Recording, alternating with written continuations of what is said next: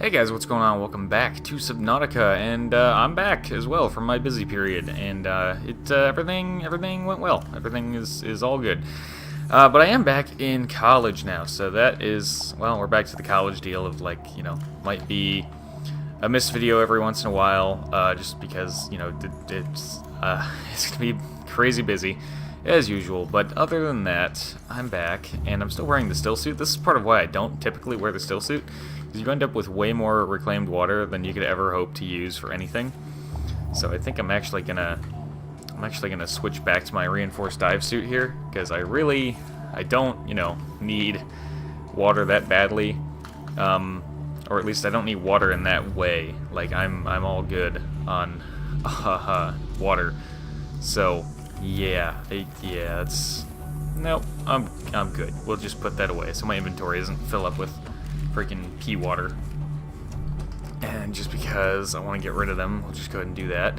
They also reduce your food by 3 every time you drink one, so plus 20 water, minus 3 food, but generally, of course, your water goes down much faster than your food does in this game. So, it's not a bad trade-off, but still, it takes up a lot of inventory space, like, quickly.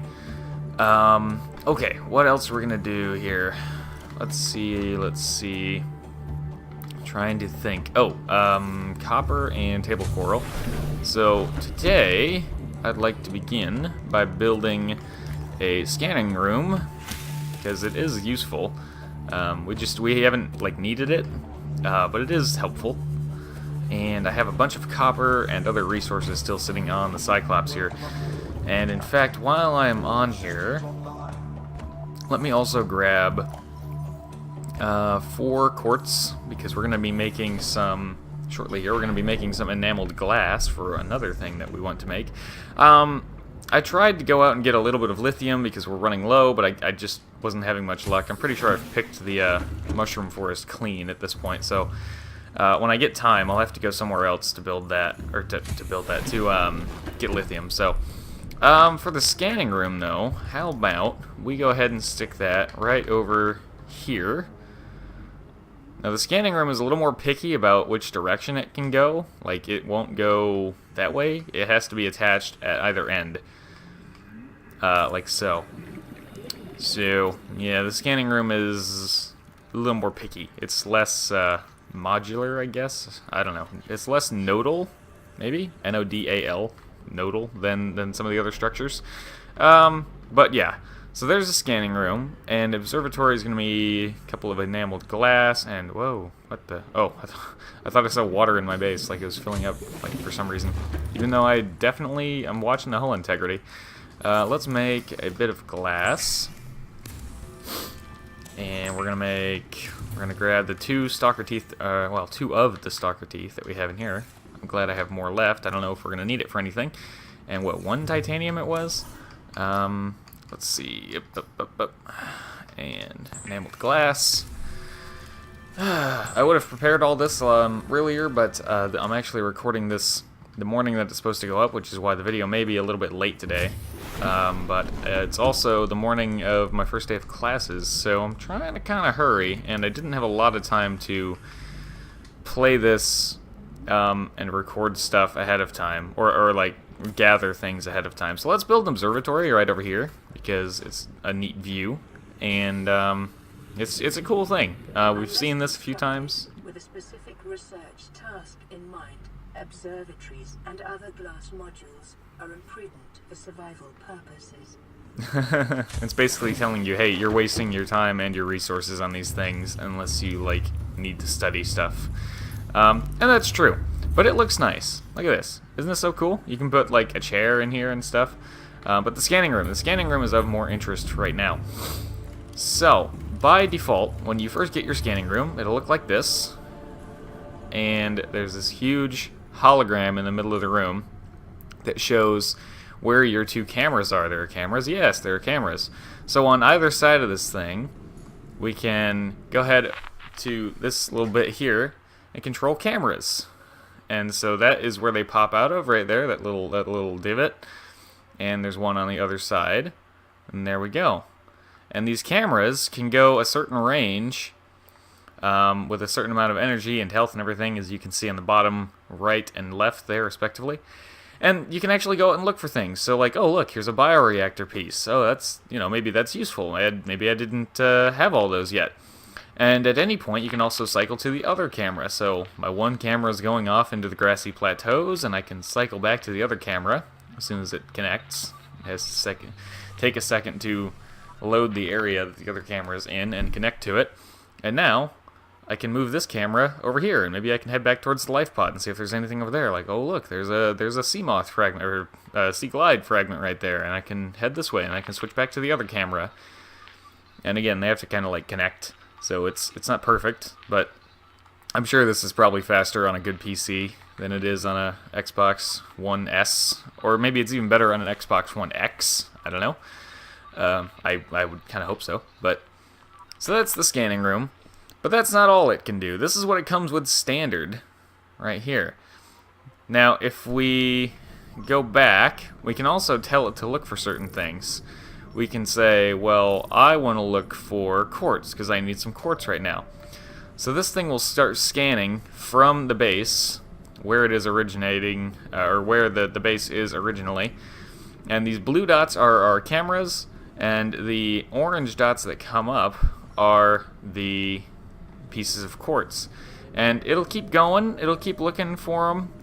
And what we can do, we can also grab a camera, and once it connects, you can already see they're on the screen of the camera. Because the camera is obviously connected to the scanning room, the camera can see what the scanning system finds. So if I want to, I can try to look at the hologram and guess where the thing is pointing me. But rather than doing that, I can just put the camera next to the quartz that it found, like so. I can be like, oh look, there's a whole bunch of quartz. There's the quartz that it found right there. And then, because the cameras have waypoints, I can go to the camera. Now that's a little tedious. You can only really put the camera next to a couple of resources at a time, which is why, if we come over here, there's a fabricator for scanning room upgrades. There's a HUD chip, which puts the data like the cameras have, but it puts it straight on your HUD. So you don't need the cameras for that anymore. You can build another camera drone, because they can be destroyed. Also, the stalkers like to grab them and play with them. So I'm not sure if the stalkers will drop teeth when they bite the camera drones. I've not witnessed that firsthand, but maybe. So if you build too close, also if you build too close to the creepvine forest where there are a bunch of stalkers, they will come over to your scanning room and grab the cameras out of their little divots that they sit in. There's a range upgrade and a speed upgrade. Those are very self-explanatory. But the HUD chip I'll go ahead and build for you guys, because that one is, well, it's also self-explanatory, and I just explained it, but it's useful. And it looks kind of nice. So let's see, I need one piece of magnetite and a computer chip. Oh, let's see, gold. Are those table corals still sitting out here or have disappeared? Oh, they're still sitting there. Good. One and, come on, two. There we go. And then the copper is back on the Cyclops. Again, I didn't have a lot of prep time before recording this. I'm trying to do this quickly, because I do also need to get ready for, college, first day and all that. Okay, since I'm in here, let's just go ahead and do this on the spot, because why not? There we go, computer chip and our magnetite. And I would like to build a hatch over here at some point so I could get in faster. Our cuttlefish is still here. He hasn't left. He hasn't disappeared like sometimes they do. So that's nice. Let's see, observatory there. Scanning room is over here. And yes, I know my base is not laid out very nice and organized, but whatever. And these upgrades do stack. So this, the range and speed upgrades you could go ahead and plug in right here, and they do stack, so that is good. But now that we have this HUD chip, which is going to go up here similar to the compass, there it is, we can see all of the quartz and stuff that it is finding for us. And we can stop that whenever we want. That takes power to run that, of course. There are other things it can find, too. This is not everything, but it kind of looks for things that are, likely to be able to be found within range of this. So one of the more useful things that you can scan for, because the stalkers are always playing with metal salvage and everything, is stalker teeth. You can actually tell them to go and look for stalker teeth. Also, while we're standing here, I should mention, let me get back into the cameras. If you want, you can put the cameras back at the scanning room, which is always a gigantic flashing icon, so you never lose track of where it is. These have a range as well. They can only go so far. You can just drive right into the thing and park it, like so, in case you don't want to lose your cameras. The only thing I would prefer about the scanning room is if it had a marker showing you on the hologram in the center of the room, if it had a marker showing you exactly where your scanning room was, because if your cameras are not with your scanning room, then it's hard to know where actually you're standing as you're looking at the hologram. So, but that's another reason that the HUD upgrade comes in handy. So, you know, when it's putting all those orange dots on this hologram and you're like, where the hell is that? I don't know. Well, with the HUD upgrade, you can see. So, that is the scanning room. Now, while I was out and about, I did find another creature egg that I want to drop in here. Like so. I don't honestly remember what that one is, but I guess we're going to find out in a little while.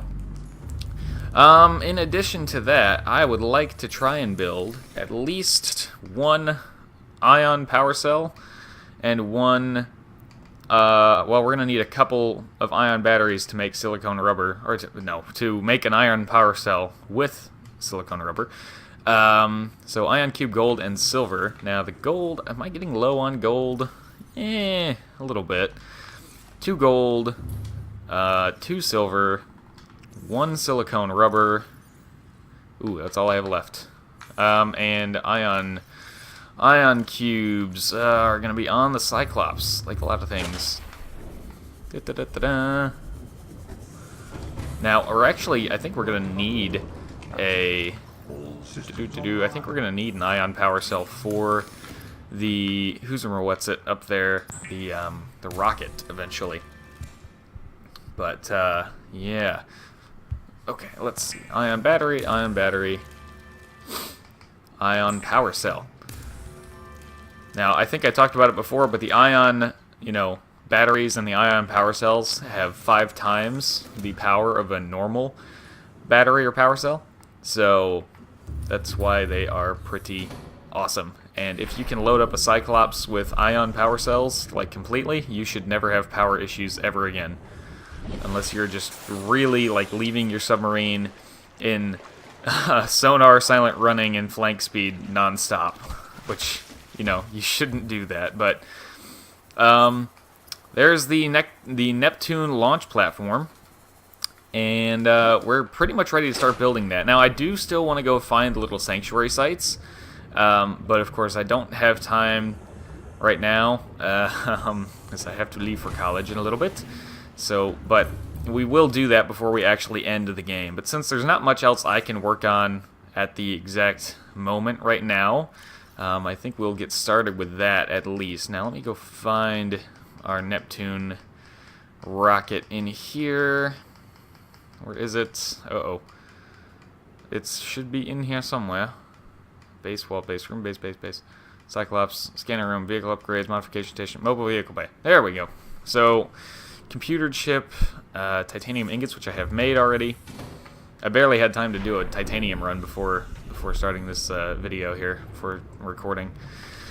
But I did make a bit of a titanium run, nothing crazy, but I have more in the prawn suit right now that I could bring in if we end up needing it. Just my feet, yeah.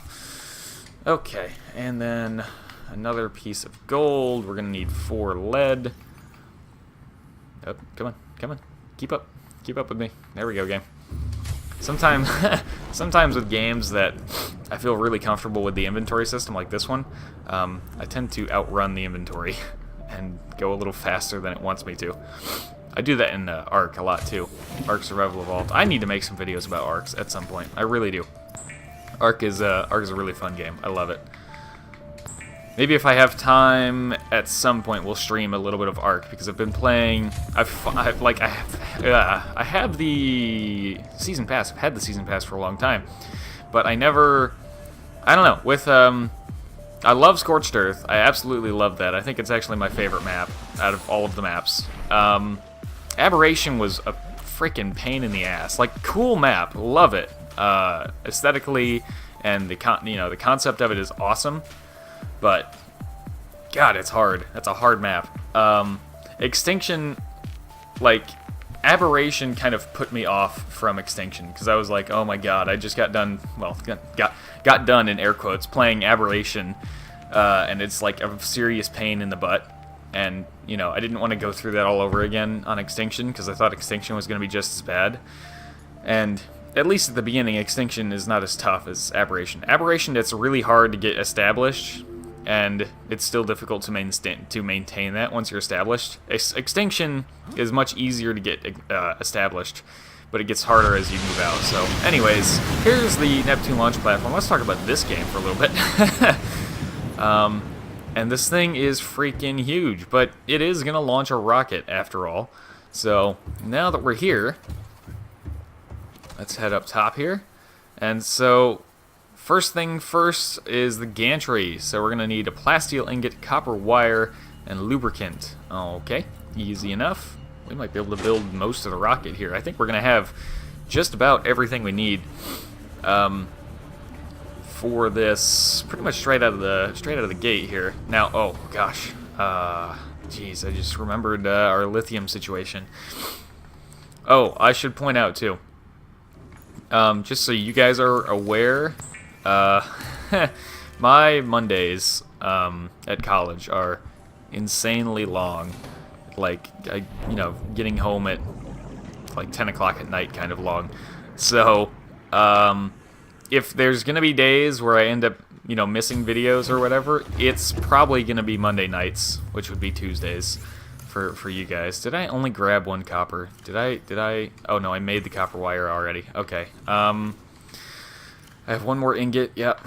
And then we're going to need 2 lithium, and I'm running out of lithium. No. And I might have to cut this video short, too, just because, I got to be ready to go to college. Plasteel, lubricant, gimme. There we go. Gimme. Back inside, yep, and there we go, lubricant.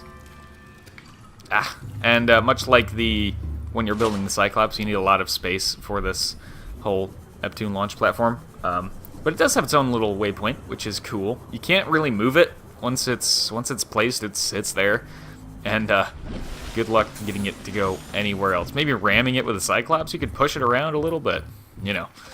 Other than that, I went up to the pillar. I'm like, what are these little pillars? Oh, they're all the little drones that go around and build stuff. I would have expected more than 4 drones, or at least like bigger drones or different ones, but whatever. Let's go ahead and build the gantry here. This is like a really cool thing. And I don't mean this in a bad way, but you can almost tell aesthetically, looking at the Neptune launch platform and all of its stuff, you can almost tell that this was made significantly after the rest of like the buildings and the Seamoth and the Cyclops were all, designed. I don't know, I can't really explain it, but you can almost tell this is a newer thing that was implemented to the game than, some of the base pieces and stuff. And I don't know, it looks different, not in a bad way, but it just looks noticeably different to me. So, yeah. So there's our gantry, but it doesn't do us much good without a rocket, so let's see what we need for that. Another piece of plasteel, can't do it yet because I'm out of lithium. Well, I have one left. Nickel, aerogel, and a wiring kit. Let's see, this video is about 20 minutes. I need to go and I need to find time to make some resource runs. I think we're going to have to call it good there for now because there's not much else I can do without having to do more resource runs, which I will get around to as soon as I am capable. So I think for now, that'll do it for this unfortunately short episode of Subnautica, but I hope you guys understand my situation. It's been very, very busy since I got back from my trip.